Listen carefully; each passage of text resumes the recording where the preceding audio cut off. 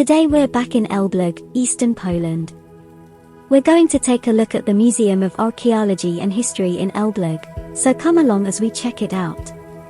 The museum was established in 1964 and is located in two buildings, one dating back to the 14th century and were part of the Teutonic castle grounds in the past.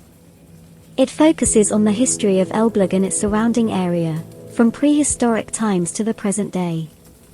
The museum's collection includes artifacts from the Neolithic, Bronze Age, Iron Age, and medieval period.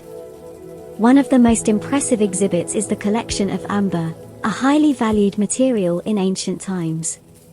The amber collection features pieces from various locations, including the Baltic Sea region and the Dominican Republic.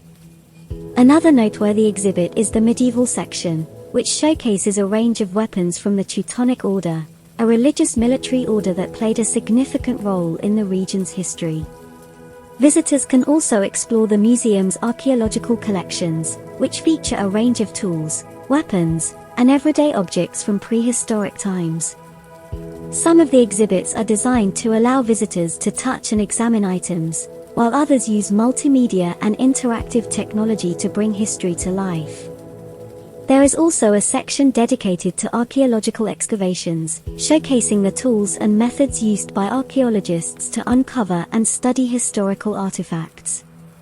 It provides an opportunity to learn about the techniques used to date and identify items, as well as the importance of preserving archaeological sites for future generations.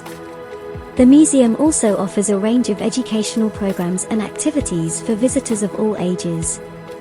These include guided tours, workshops, and lectures on various topics related to the museum's collections. The Museum of Archaeology and History in Elbląg is a must-visit for anyone interested in the rich history and culture of the region. The museum's impressive collections and educational programs make it a valuable resource for both locals and tourists alike. We visited in March 2023.